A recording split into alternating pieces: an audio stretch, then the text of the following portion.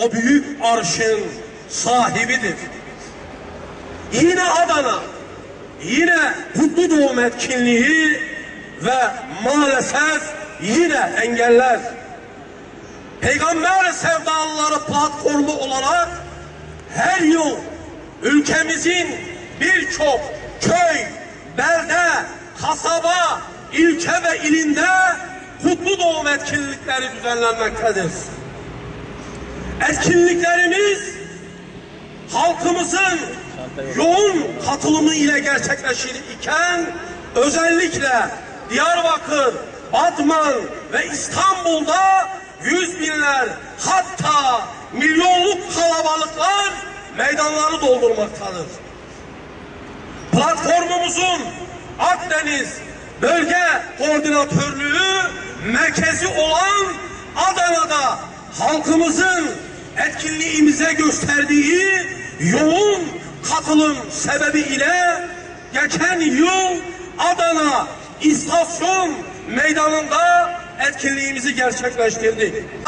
Adana'nın güvenliği ile alakalı olarak konuşacağı zaman Güvenlik Şube Müdürlüğü'nün fikrini almasını tavsiye ederiz. Zira Adana valisi dahi güvenlik sorunu var diyen Güvenlik Şube Müdürlüğü'nün söylemleri ile etkinliğimize izin vermemesi kendi açıklamalarının havada kaldığının göstergesidir. Kutlu doğum sevinci engellenemez. Kutlu doğum sevinci engellenemez. Kutlu doğum sevinci engellenemez. Kutlu doğum sevinci engellenemez.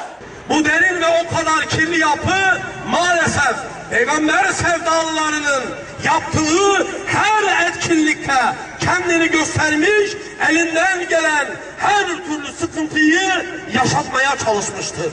Eğer Adana bir etkinlik esnasında dahi insanların güvenliğinin sıkıntı yaşandığı bir şehir olmuş ise Sayın Valimize düşen bunun emniyete hesabını sormaktır. Tekbir! Allahu Ekber! Tekbir! Allahu Ekber! Allahu Ekber! Yine Sayın Valimizin geçen yıl yaptığımız etkinlikle alakalı olarak beğenisini belirtmesi ve herhangi bir sorunun yaşanmadığını zikretmesi bu güvenlik meselesinin çok da tutarlı bir gerekçe olmadığını maalesef ortaya koymuştur. Cuma günü sabah namazında Ulu Cami'de buluşacağız. Durumu Rabbimize şikayet edeceğiz. Dua edeceğiz inşallah orada. Cuma namazı sonrası 5 Ocak meydanında kitlesel basın açıklamamız olacak.